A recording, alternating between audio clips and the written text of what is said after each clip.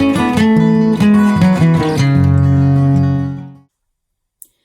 everyone, and welcome to Fiber, Floss, and Fiction. This is Anne, and today is February the 9th, 2023.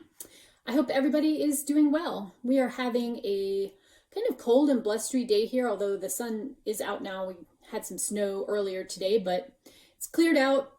Just wind is up, and I'm going to get a fire built this afternoon after I finish recording my lunch break podcast. So if you are a new viewer, welcome. I hope that you find something interesting to stick around for. Come back and visit at any point.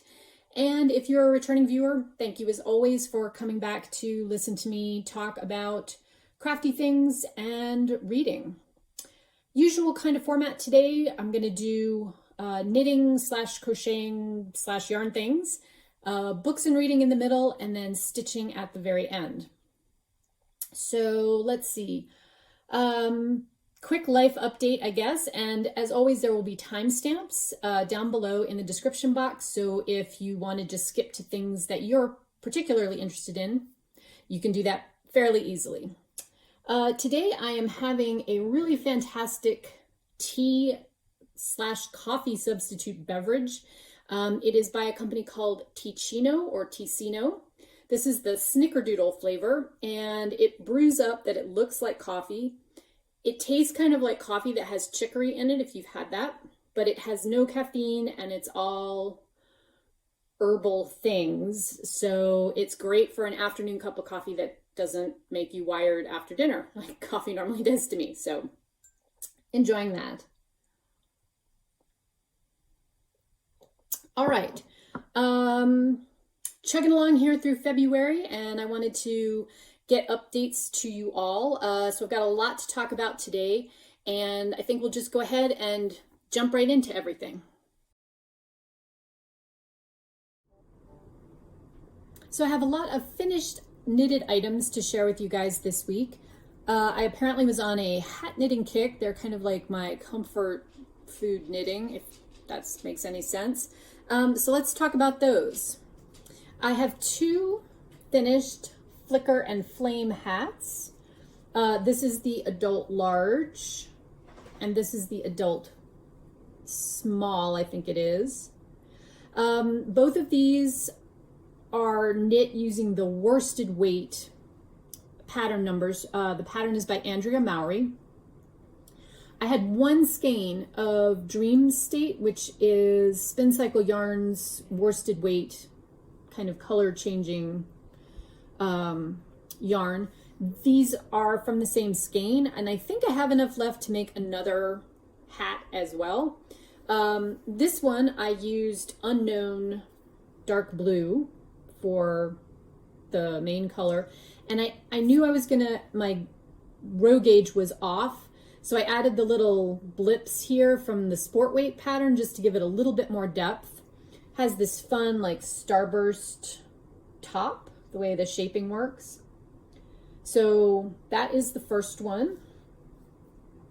And then this is a DK Weight BFL that I hand dyed back in the day.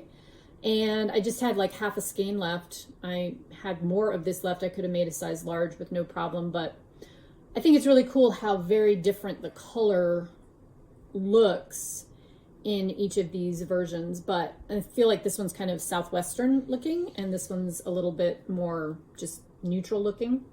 But anyway, so adult large and adult small in these. Very fun colorwork pattern. It would be great as a first time pattern. I think there's only one kind of long row where you have to carry floats, otherwise everything's pretty short. And these knit up fast. I think I knit this one in less than a day. And like I said, I have enough, I'm pretty sure, to get another third hat out of. So that was a great single skein project that you got 3 things out of. I also finished up a Florence hat. I can't remember if I podcasted about the test knit that I did for Jen Parasini, who is JP Knits and Things on the world of social media, but I test knit this pattern for her last year using the called for sport weight. And in my ongoing quest to try to use up stash, especially stash I've had forever, I had 3 skeins of this DK weight. This is Valley Yarns Northfield, which is a merino silk blend. And so I knew that my gauge was going to be off. I went up a needle size to accommodate the slightly heavier yarn. And then I used the smaller size numbers for the adult medium I wanted to make. And that is what I came up with here. It fits perfectly. It's almost exactly correct for the size I was trying to get to, if that makes any sense. Fun decreases again at this crown. It's super squishy. It's got this great double brim.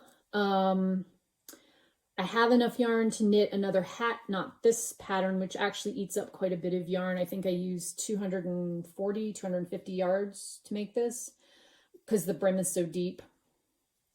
But I have enough to like make one more hat, and then this will be out of stash, which I'm very excited about. Colorway is Wine. I don't know if this yarn is produced anymore. Webb's carried it. But anyway, that one is also going to go into the hat donation box. And then one more hat. I told you I had a lot of those. This is a test knit that's going to be released fairly shortly. This is the Angler hat. The designer is Hannah Mann, and it's a worsted weight single skein hat. I knit mine using Hudson and West Forge. I always get Forge and Weld mixed up. It's the worsted weight Hudson and West produces. In the colorway Dusk, I knit a sweater out of this last year, and this was like what I had left over. Used almost all of one full skein for the adult medium, which this is.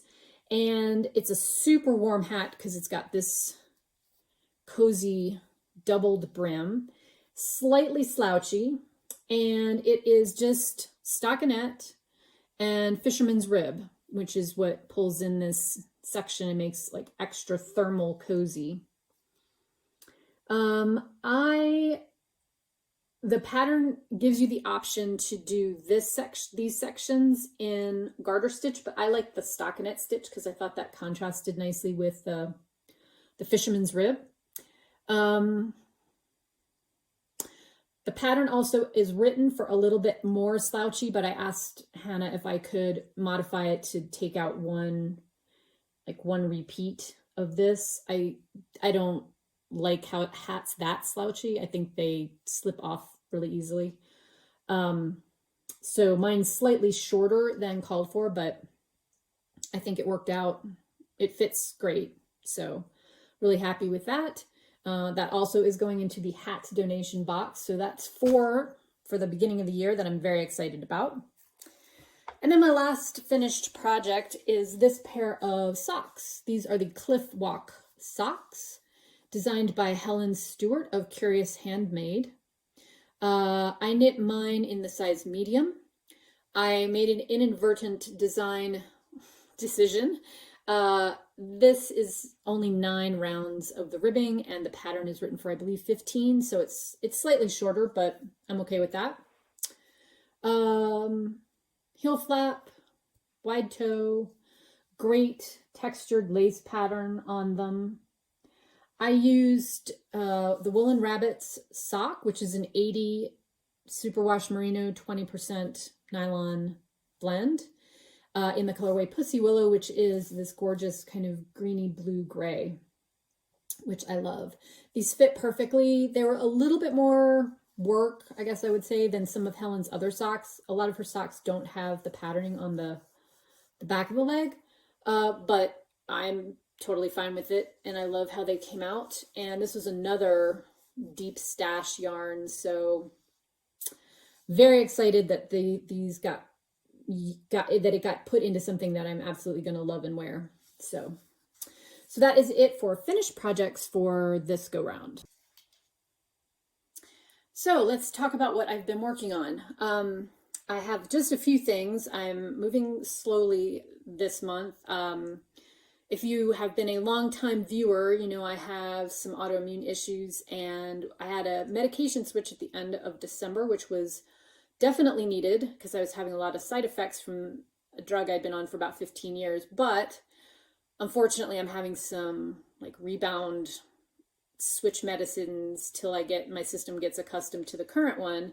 So I've been a little arthritic-y recently, and that means slow handwork. But I have been working on this pair of socks, which is the Dragonstone pattern by Sammy Lynn.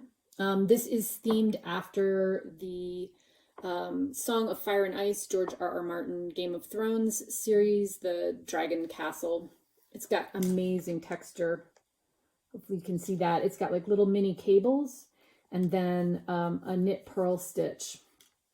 This also has this interesting heel architecture heel construction. So it has like an archway on the back. Fits really nicely. I've only knit one other pair with this kind of heel, which is why I wanted to give this pattern a go, because I really liked how that looked. And so far so good. Now I've gotten all the heel stuff done, so I'm just gonna go down the leg. I am knitting this in another Deep Stash yarn. This is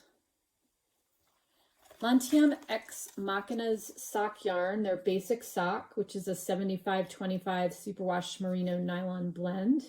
And it is in the colorway Slumber. So it's got kind of a blue-gray and then like a dark taupe, kind of taupey brown. And I really like how that's knitting up in this pattern. So this is the first one on the needles. So working away on that, and that'll be hopefully my project for February in the world of socks. I am also working on a shawl by Helen Stewart. This is the Quill shawl, and I am knitting mine using 3 colors of Sport Weight, another 80-20 blend from Spun Right Round. I don't think she's carrying Sport Weight anymore, although I think you can get the colors that I've got on other bases. So I am using Papa Wheelie, which has like some peach and speckled kind of blue greens in it. A nice sort of saddle brown called Hoof It. And then a very lightly speckled, mostly just pale peach color called, it's peach and not yellow. I don't think, will that help? No. It's peach, not yellow. Kewpie is the colorway. So I've got that on the go right now. I am at the 40% mark on this one. It is a top-down triangular shawl, but kind of elongated triangle. So it's wider across than it is deep, and it's got, this is the center back. So it's got the main color, which is the Papa Wheelie, and then it's striped with Hoof It, and then it's got garter stitch stripes with the Kewpie. And I have one more set of these stripes, this stripe pattern to go, and then I will be ready to start the relatively simple eyelet lace that goes on at the very bottom. So really enjoying this knit. This yarn is great. I kind of wish Renee still carried it because I would buy more in sweater quantities. I love it that much. It's just a nice, soft, bouncy, round superwash merino. I'm sure it will black out great for the shawl. So anyway, enjoying this one. It's a relatively simple, straightforward knit, which I kind of need. The Dragonstone socks are not. So enjoying this one very much. Let's see. Then I have 2 other projects to talk about. I am still working on my massive beach walk blanket. I have 3 rounds left to go of granny stripes to finish that, and then it will be done. And I am so excited because it's massive and it takes forever to get all the way around it at this point. And again, I will have photos of that when I have it finished. I decided I would like to start a Scrappy granny striped blanket. So I have started that using a whole bunch of blue and teal colors of leftover sock yarn that I have in my stash. I'm using a free pattern from Green Let Her Day. There's several out on the world of the internet. So, I mean, if you love this, you certainly could find that one or others. But as always, I will put links to patterns and other things below. I converted mine in terms of numbers to work for sock yarn and not DK, which the pattern is written for. I'm using a size 3mm crochet hook, and I'm just adding in colors as I feel so moved to do. I want to keep this basically in this color palette, which actually kind of matches what I have on. So I guess these are colors I gravitate to because I obviously have a bunch of them in stash. And yeah, so this is like a non-pressure project. I just work on it if I need, you know, a few mindless minutes of something to keep my hands busy while I'm waiting. But the other thing that I am working on as well, and I would appreciate your input on this if you so desire, I went through all of my small sock yarn scraps and I divided them into things that I had less than 10 grams of. One of these stripes takes 10 grams. Things I had 10 grams of, and things I had more than 20 grams of. And 20 grams is going to be one of these minis is a 20-gram mini. So things that were at least this or more. So I kind of knew what I was working with, meaning I could figure out, you know, what will this make? So I have this entire bag and it is full of things that are under 10 grams. So it's all very small bits and bobs. And it's a pretty big color mix. I mean, there's pinks, there's some really pale colors, there's green, there's more of these blue greens. And since I am trying to just use up all of those bits and bobs, I started making mini granny squares, holding the sock yarn doubled. So I have these complete that all came from things I've used in that larger granny stripe blanket. So what do you all think? I don't know that I will have enough of the like 10 gram stripe leftovers to continue making all of these in these tealy blue turquoisey colors. So should I make something really small with this and do a border that ties everything together, or should I start with these and just mix and match all these colors together in like a true scrappy blanket? And then I would join them with something like a neutral gray. So if you have an opinion, please leave it in the comments below. I'd love to hear what you think I should do. These are just, I'm dedicated to trying to get like my scrappy things down. I have so much like oddments of yarn, and these are perfectly good. Like there's no reason why this yarn should get thrown away. I've got enough to make multiple ones in mix and match versions. So like this is the same green in both of those. So anyway, let me know what you think. Give me your input and we'll talk about it next time I'm back. So I've been doing a lot of reading and I have several books to talk about. The first two are ones I have finished and the last two are the ones that I am currently reading. So first up, I wanted to mention the nonfiction book called The Five by Hallie Rubenhold. This is a nonfiction historical book that traces the 5 women who were the canonical victims of Jack the Ripper in late Victorian London. So probably everybody knows Jack the Ripper, but this book doesn't really even talk about the murders. It mentions them, and obviously that's the thread that ties these 5 women together. But what the book does is it goes through each of those 5 women's lives and talks about their back history and how they came to be in a place in Whitechapel where they were more likely to have something awful happen to them. And the press of the time categorized all these women as street cheap prostitutes and kind of pointed the finger at that behavior as being the reason that they were targeted by the Ripper. What Rubenhold goes back and finds is that wasn't really true. Interestingly, these women came from very different backgrounds. One woman was actually Swedish. The others were women who grew up as the daughter of tradesmen or the military, or rural tinsmiths. It paints a picture of these women, all of whom had, at some point, some what we would consider sort of lower to upper middle class interactions with society. They were wives, they were mothers, they were not street prostitutes their whole life. And in fact, at least 2 and probably 3 of the 5 did not ever work in the sex trade in any way, shape, or form.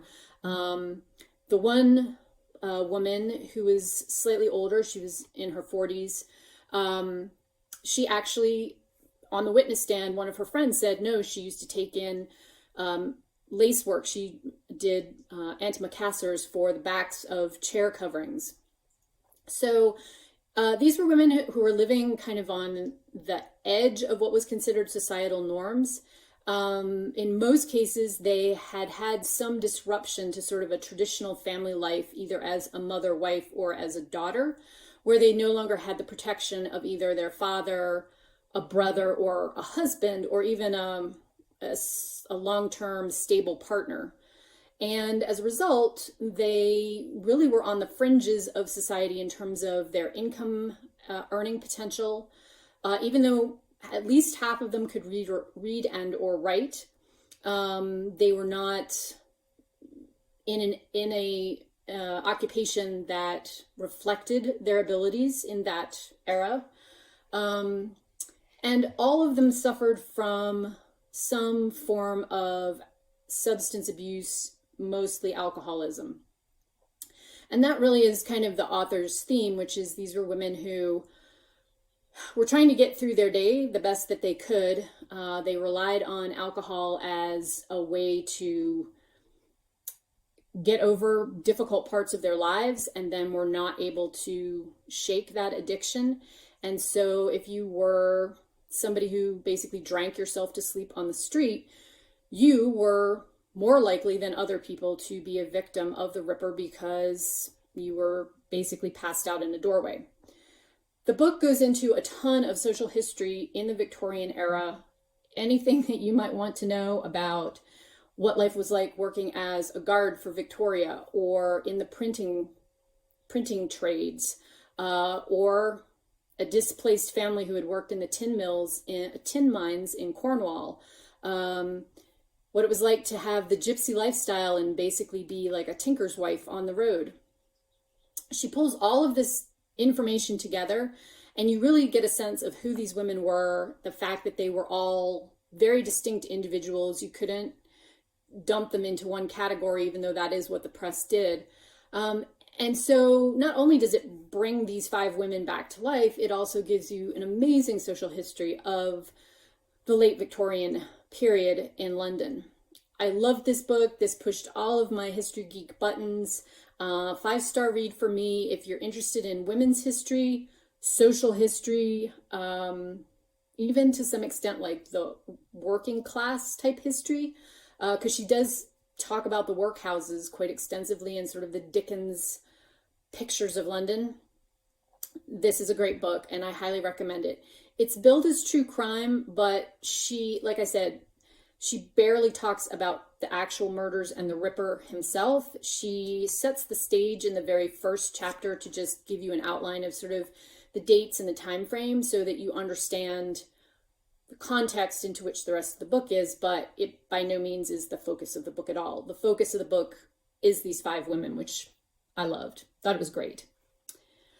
The second book I finished up was a book called Eager by Ben Goldfarb. This is a book about beavers. It is also nonfiction, but natural history kind of nonfiction. In the book, the author talks about the landscape in the Americas, primarily before and after American settlers came to what would become the United States, from the time of the colonists all the way through Western expansion. And he talks about the fact that the landscape that we know of and think of today, particularly here in the Southwest, is a very different landscape than what the settlers encountered when they got here, when beavers were busy rerouting streams and building dams and doing things that now many ranchers and farmers consider them as a pest, but actually were things that were keeping the natural ecosystem in a better balance, where there was less sort of catastrophic fails of man-made dams and a greater biodiversity. Tons of test sites, not only in the West, but also in the Northeast and kind of along the Canadian border, that talk about how ecologists are trying to reintroduce beaver to certain areas and to allow them to do what beavers do, which is build dams and reroute water courses, and how that dramatically changes the landscape. Obviously, if you're somebody who's trying to really manage, let's say, a large grazing herd, like the ranchers do out here, having an animal show up and move where the stream is problematic for you. So the book also talks about ways that they're trying to work with the ranchers to be able to set up areas to allow the beavers back into and prevent some of the overspillage and sort of moderate some of their influence while still allowing them to dam up stream beds and create ponds and change the environment for the positive. Some of the test cases that they have photographs of from a ranch out in Nevada are truly amazing when you look at the picture before they reintroduced the beavers, and it looks like you think of the pictures of the Southwest with basically a dust-filled landscape. And then soon after, the beavers were reintroduced and began building a dam, and there's this meandering creek that's all of a sudden got water in it. And then several years later, where you see this whole sort of grassy meadow area surrounding this small creek that the beavers have been managing. So really interesting, and a lot of examples that they talk about for here in New Mexico and into Utah, which, since we live out here in New Mexico, was very interesting to me. When we lived in Vermont, in northern Vermont, the back of our property had a large beaver dam and house in a little pond that they had created, and we loved going up there to check them out. In the spring, you could see the kits swimming in the pond. Very cool. And it didn't affect us in any way, in the sense that we weren't trying to grow something on that land and the beavers had flooded it, or we weren't trying to have livestock back there. So we loved having them, but I can understand, everything is a balance, for good or for bad. So another very good read, and one that I would recommend if you're interested at all in ecology or just natural history of things, because he does talk quite a bit about how they build dams and raise young and all of that kind of good stuff. So also a highly recommended one. Next up, I've got two books that I'm in the process of reading. The first is another nonfiction book. I think I talked about it. I don't know. I can't even remember. Anyway, I read The Warmth of Other Suns by the author Isabel Wilkerson last year, and it was a very interesting and very good read, very dense, but an extremely good book, and one well worth reading if I was not podcasting at that point in time. I am currently reading her book called Caste, The Origins of Our Discontent, which is, it's also nonfiction. I would read it less as a history book, although it is about our history in America. Her thesis for this book is that there isn't really racial divisions here, although she's using the word caste divisions, caste, like you think of as the caste system in India, as being a driving factor in how our country as we know it was set up, and as the cause of many of our problems today. She uses different historical perspectives. It's not just how the United States governing majority deals with people who do not look like them. It also talks about how the caste system has existed in various other places, including India. And she draws on some of the teachings of Gandhi. She also pulls in some of the atrocities of Nazi Germany. So it's a very in-depth book. She has lots of things that she's pulling together, and it's a very eye-opening book. If you think that everything's fine and we don't have any kind of racial divisions in this country anymore, I don't think anybody thinks that, but if you do, this book will disabuse you of that notion. So I'm not super far into it. I'm about maybe 25% in. And it's not a book that you kind of sit down and read at night to relax. It's much more of I usually try to read for half an hour at lunch. It's a book that makes you think and kind of work through each chapter separately to process the information. But a very good read, and I think I would recommend it to anyone, whether you think you know things or whether you think you'd like to learn more things. The flip side of what I'm reading now is an audiobook I'm listening to called Nettle and Bone by the author T. Kingfisher. An online friend, Nicole from Bookworm Knits, recommended this author to me, and we decided to do a little buddy read. I picked up the audiobook because I thought that would be kind of fun and I needed something for my morning walks. This is a fantasy.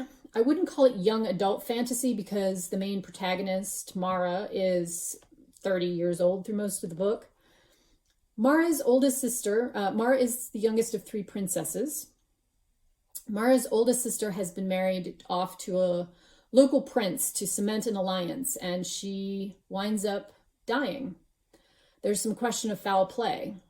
Mara's next oldest sister winds up being married to the same prince, and Mara realizes that she is in a horrible situation and decides that she, the youngest sister who has been sent off to a convent, is going to get her sister out of the situation before something even worse happens. So along the way, Mara picks up kind of a retired knight who has been captured and is being used as manual labor in the goblin market. The Dust Wife, who is an old woman who can raise the dead, talks to the dead. A kind of inept fairy godmother, and a chicken possessed by a demon.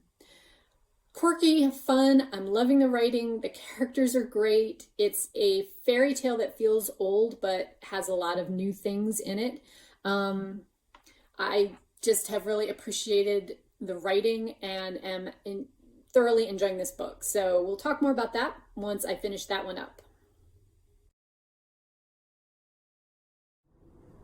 And last but not least, let's talk about some stitching things.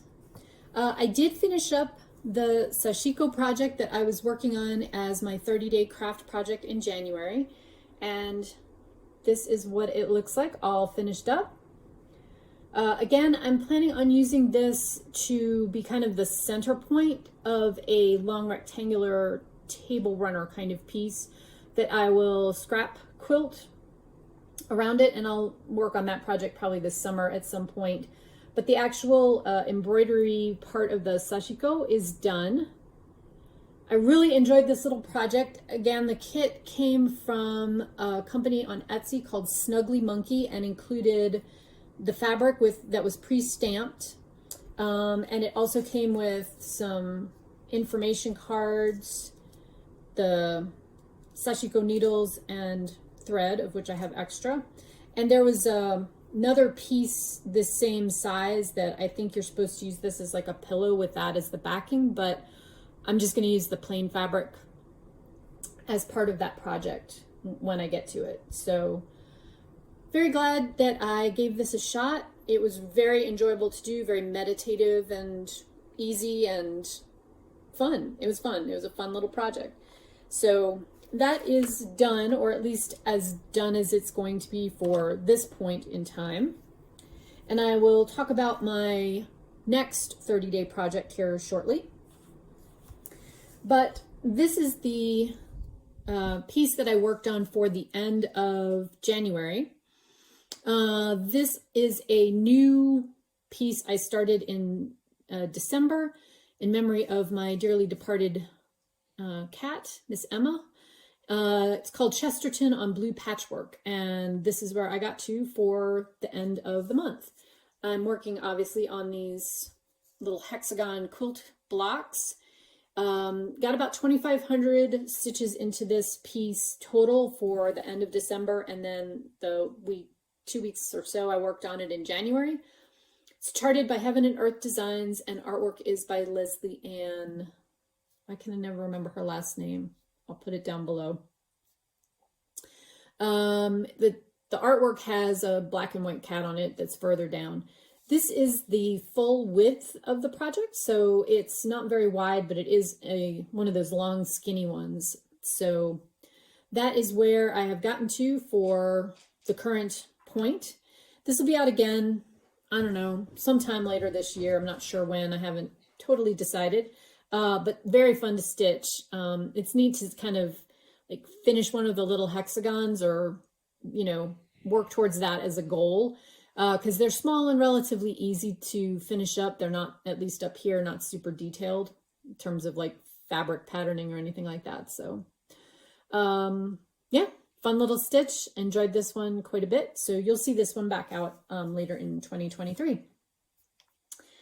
And then I am back to work on my focus piece for the year, which is Winter's Encounter. And I'm just chugging away, working that way. It is complete up to about there.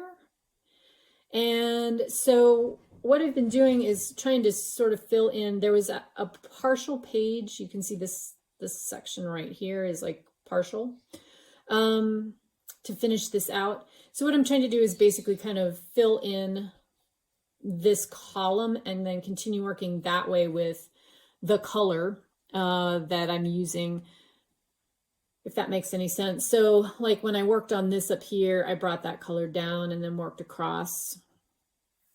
I'm not really working page by page on this one. I'm just kind of running a color for a whole day. And when I get to the end of that, I switch and do another color the next day. Also charted by Heaven and Earth Designs. Artwork is by Laura Prindle. The title of the art is Winter's Encounter. If I didn't say that, I think I did. And this is the mini version, which I am doing. So it is basically this size. This is the bottom and this is the top. And this corner right here, where my stitch marker is, or needle minder is basically the corner, the top corner. So I'm at the just over the 50% mark on this one. And this will be out through the middle of the month. And then I'll switch to something else for the end of the month. I'm trying to get at least 2,500 stitches into this every month that it's out. So again, depending on how fast or slow I work on it, it may take me more days in the month than the first 15, but that's okay. I want to make good progress on this year. So just kind of keeping this with an eye on the focus of that. Love it. Can't wait to have it done. Okay, and then my last little bit of sewing, stitching type things is something new. Long ago, I was a quilter. I did more quilting than I do now, which is to say I have not done any in quite some time. And I was, wandering around on Instagram, as one does, and ran into one feed. I think she quilts kind of professionally.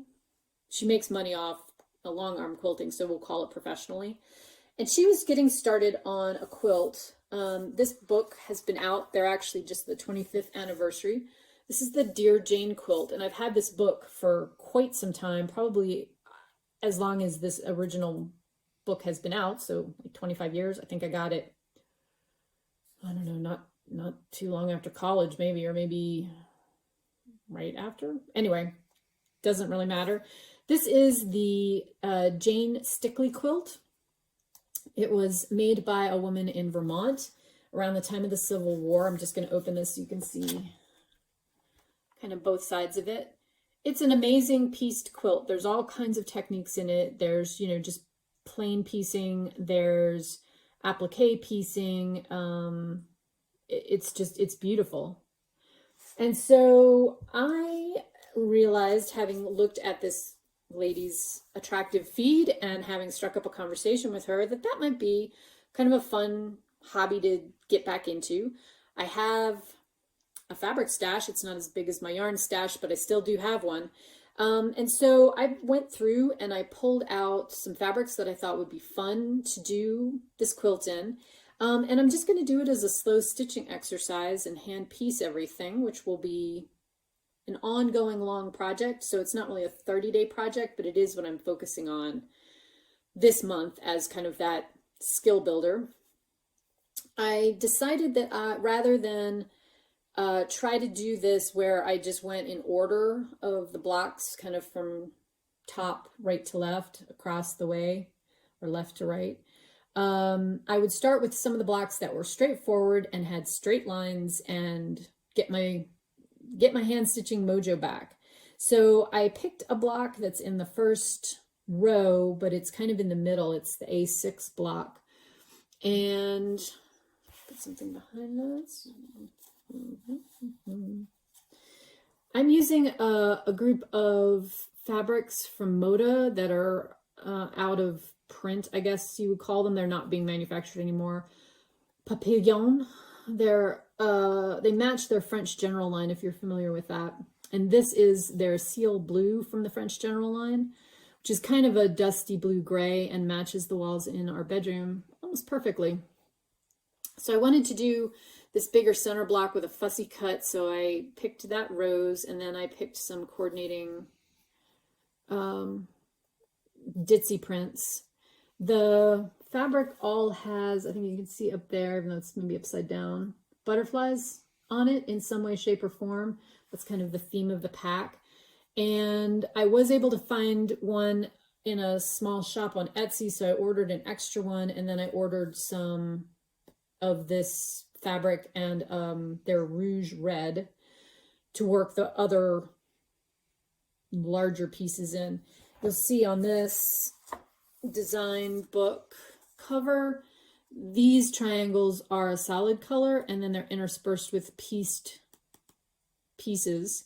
So I want to do the solid color in the dark red, and I also want to use that as kind of like a diamond shape where I have that really strong red throughout, and then some of the lighter, paler blocks. So I believe there's 225 blocks. Sure, why not?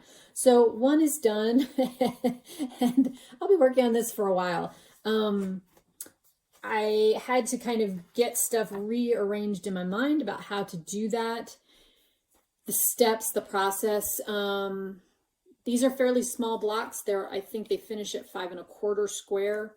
So some of the pieces are very small. This one's actually not particularly small. Lots of detail work, and I'll have to brush my applique skills back up, but that'll be fun to do. And they're small enough blocks. If I really crash and burn on one, I will just toss it and redo it. It doesn't have to be perfect, but it would be nice to be nice. So you can follow along with me on that. I can't promise how fast or how many of those I'm going to get through, but I will work on that a bit this month. I also have a soap making project. I have a kit that just came, and I'm going to try that out as well because that sounded kind of fun. I've got some lavender and rose essential oils to use in those, so we'll see how that goes. Yeah, so those are my projects coming up for my kind of 30-day creative recharge challenge that I'm challenging myself with this calendar year. Okay, I think that is everything. If you have been with me this long, thank you all so much for tuning in and spending some time with me today. I hope things are well in your corner of the world, and I look forward to talking to you in a couple of weeks. Take care, y'all. Bye.